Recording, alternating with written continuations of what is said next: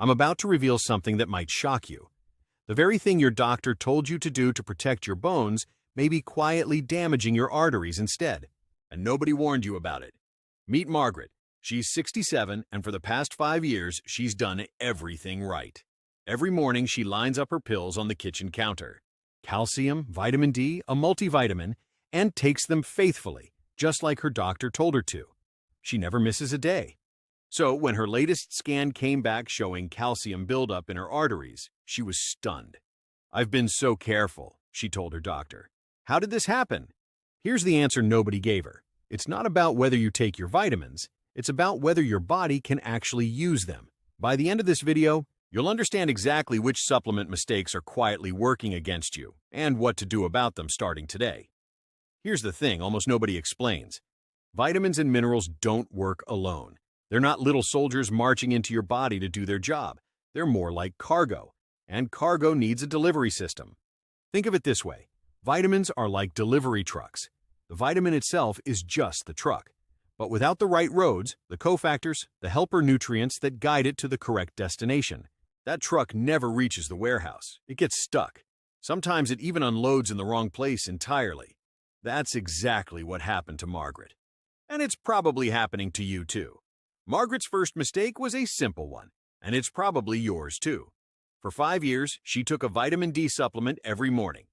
Just a small white pill, nothing fancy. Her doctor told her it was good for her bones. What nobody told her was that vitamin D has a partner it needs to work safely, and without that partner, things can go sideways. Here's the analogy. Think of vitamin D as a foreman on a job site. His job is to call up more calcium from your food and send it into your bloodstream. But the foreman doesn't decide where that calcium gets delivered. That job belongs to a different worker, a protein that depends on vitamin K2 to do its job properly. Without enough K2, that worker can't direct traffic the way it should. Here's the mechanism in plain terms. Vitamin D increases how much calcium your body absorbs. But calcium needs to be guided into your bones, not left to drift through your blood vessels. The protein responsible for that guidance only works when it's been activated by vitamin K2. Researchers studying this pathway have found that low vitamin K2 status is linked to higher levels of an inactive form of this guiding protein, which may allow calcium to settle in places it shouldn't, including the arteries. The science here is still developing, but the pattern is consistent enough that doctors are paying attention to it. So what's the correction? If you're taking vitamin D3, especially at higher doses, talk to your doctor about pairing it with a modest amount of vitamin K2, often in the menaquinone 7 form. Take them together with a meal that has some fat in it, since both are fat-soluble and absorb better that way. Taking vitamin D without K2 is like sending calcium out into the city with no traffic signals. Always travel with a guide. Frank's mistake looked nothing like a mistake. He was 71, recovering from hip surgery, and his doctor had him on both a calcium supplement for bone healing and an iron supplement for mild anemia. 2 good instructions. 1 bad combination. Frank took them together every morning with breakfast, because that's what made sense to him. 6 weeks later, his iron levels had barely moved. Here's the analogy that explains it. Picture a single revolving door at the entrance of a busy building. Calcium and iron use that same revolving door to get from your gut into your bloodstream. When both show up at once, they shove against each other and calcium tends to win. Iron gets stuck outside. The mechanism is straightforward. Calcium and iron are absorbed through some of the same pathways in the small intestine. When you take a large dose of calcium at the same time as iron, the calcium competes for that limited doorway and crowds iron out. Calcium and iron use that same revolving door to get from your gut into your bloodstream. When both show up at once, they shove against each other, and calcium tends to win. Iron gets stuck outside. The mechanism is straightforward. Calcium and iron are absorbed through some of the same pathways in the small intestine. Researchers studying this dating back decades have confirmed that calcium supplementation affects iron absorption, especially when taken in the same sitting. The effect is strongest with a single combined dose. Some research suggests the body adjusts a little over weeks, but doctors still recommend playing it safe, especially if you're actively treating low iron. So here's the correction. If you take both, don't take them together. Give iron its own time slot, ideally on an empty stomach or with a small amount of vitamin C, which actually helps iron absorb better. Take your calcium at a separate time of day, like with dinner instead of breakfast. A common and simple approach is iron in the morning, calcium in the evening with at least 2 hours between them. Taking calcium and iron together is like sending two people through one door at the same time and expecting both to make it through quickly. Always give them separate doors. Carol's mistake was timing, not the supplement itself. She was 64, and her doctor had recommended magnesium for the leg cramps that kept waking her at 2 a.m. So, Carol did what most people do. She took it first thing in the morning with her coffee, since that's when she remembered. Months passed, and the cramps never improved.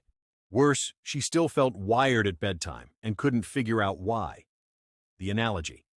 Think of magnesium as a dimmer switch for your nervous system. Taken at the right time, it slowly turns the lights down, helping your whole body ease into rest. But a dimmer switch only works if you flip it before you need the room dark. Flip it in the morning, and by nighttime, the effect has already faded. The mechanism explains why timing matters so much. Magnesium helps regulate a calming brain chemical called GABA, and it also helps muscles release tension by managing how calcium moves in and out of muscle fibers. Research on muscle tissue shows magnesium helps move calcium properly during muscle relaxation, and in the brain, magnesium supports calming activity that reduces neuron excitability and may improve sleep quality. But these effects work best when they're active around the time you actually need to relax and fall asleep, not 12 hours earlier. Research in older adults specifically suggests magnesium supplementation may improve sleep efficiency and reduce nighttime waking, particularly in those with lower magnesium levels to begin with. So here's the correction. If cramps or restlessness are the issue, switch to magnesium glycinate, a gentle, well-absorbed form that's easier on the stomach than magnesium oxide. Take it 30 to 60 minutes before bed, not with breakfast. Stay consistent.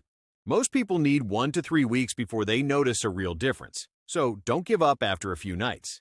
Taking magnesium in the morning for a nighttime problem is like turning on a porch light at noon and expecting it to light your way home after dark. Always time the switch to the moment you need it. George's mistake was a habit so small he never thought twice about it. He was 73, and every morning, before he'd eaten a single bite, he'd swallow his multivitamin with a glass of water on an empty stomach. It felt responsible, almost virtuous, like getting the hard part done early. But year after year, his vitamin D levels stayed stubbornly low, no matter how high his doctor pushed the dose. Here's the analogy.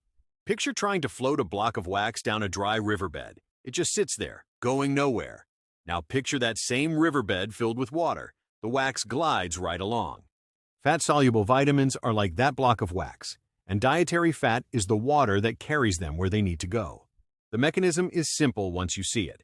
Vitamins A, D, E, and K are fat-soluble, which means they don't dissolve in water the way vitamin C does. Your body absorbs them by packaging them inside tiny fat droplets that travel through your gut wall. Without fat in your stomach at the same time, much of that vitamin just passes through unused. Researchers at Tufts University tested this directly in older adults. They gave one group a vitamin D supplement with a fat-free meal and another group the exact same dose with a meal containing fat.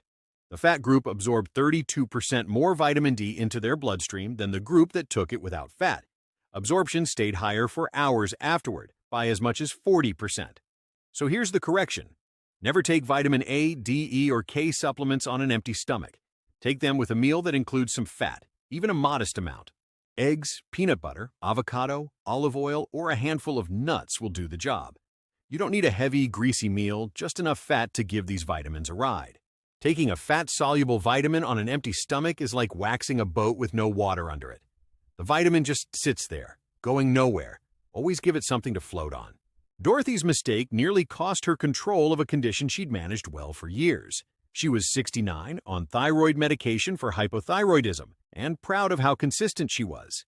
Every morning she lined up her thyroid pill next to her calcium supplement and a multivitamin, and took all three together with her coffee. For months, her thyroid levels were stable. Then suddenly, without changing her dose, her TSH numbers spiked. Her doctor assumed her thyroid was getting worse. It wasn't. Her supplements were quietly canceling out her medicine. Here's the analogy. Picture trying to mail an important letter, but someone keeps grabbing it out of your hand before it reaches the mailbox. The letter never gets where it's going, no matter how many times you write it. That's what calcium, iron, and magnesium can do to thyroid medication sitting in your gut. The mechanism is well documented. Levothyroxine, The most common thyroid medication binds with certain minerals in the stomach to form a clump that your body simply can't absorb. Researchers have run controlled absorption studies giving levothyroxine with and without calcium, and the pattern holds up consistently. A large systematic review of dozens of studies confirmed that calcium and iron supplements, along with certain foods, repeatedly reduced levothyroxine absorption. The same binding problem can affect some blood pressure medications too, especially when calcium or magnesium are involved. So here's the correction, and it's simple. Take your thyroid medication first thing in the morning, on an empty stomach, with water only. Then wait at least 4 hours before taking any calcium, iron, or magnesium supplement. If mornings are too rushed for that gap, some doctors allow thyroid medication at bedtime instead, as long as it's still 4 hours from your last calcium-containing meal or supplement. Taking thyroid medication next to your mineral supplements is like writing a letter and handing it to someone who never mails it. Always send your medication alone, and let your minerals follow later. Before we get to the next mistake, I want to make this easier for you. I know that's a lot to keep straight. What to take, what to avoid, what time of day, what to pair it with, because mistake number 4 might be the sneakiest one yet. Let me verify the bioavailability research on magnesium forms and B12 forms before writing. Walter's mistake hid in plain sight on the label of the bottle he'd been buying for years. He was 75, faithfully taking a magnesium supplement every night for his cramps, and a B12 tablet every morning for his energy. Both were cheap, both were from the same drugstore shelf, and both had sat in his cabinet for years without him ever flipping the bottle around to read the fine print. Here's the analogy. Picture 2 delivery trucks carrying the exact same cargo. One truck is built well with a smooth engine that gets the package to your door fast. The other truck is the same size, but it breaks down halfway and never finishes the trip. From the outside, both trucks look identical. The difference is entirely under the hood. The mechanism comes down to chemical form. Magnesium oxide, the most common and cheapest form on store shelves, dissolves poorly in the digestive tract. So much of it passes through unused, often causing little more than a laxative effect. More soluble forms, like magnesium glycinate or magnesium citrate, are far easier for your gut to absorb and use. The same idea applies to vitamin B12. Most cheap tablets use cyanocobalamin, a stable, inexpensive form that your body has to convert before it can use it. As we age, stomach acid naturally declines, which makes that conversion step and B12 absorption overall harder for many older adults.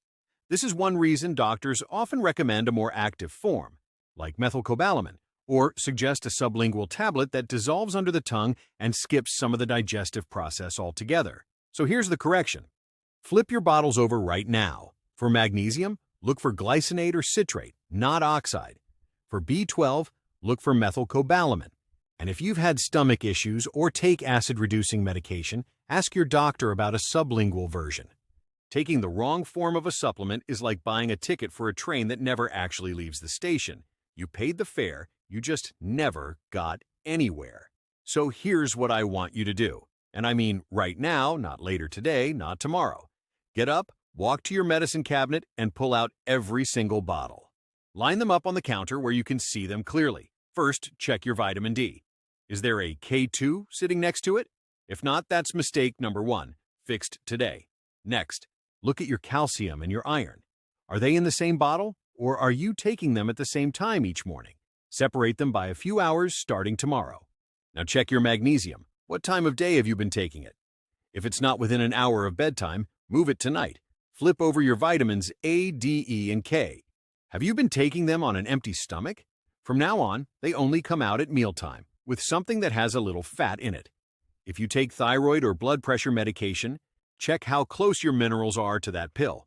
Give it a 4-hour gap every single day, no exceptions. And finally, turn your magnesium and B12 bottles around.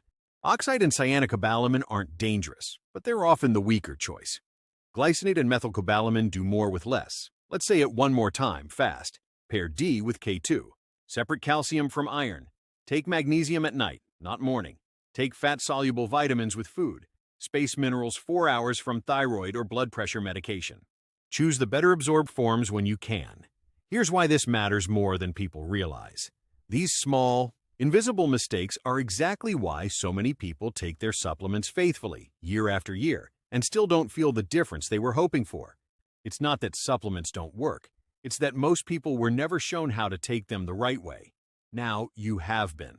If you're going to make even one of these changes today, type the word "fixed" in the comments below. I want to know which mistake surprised you the most, and I read every single one.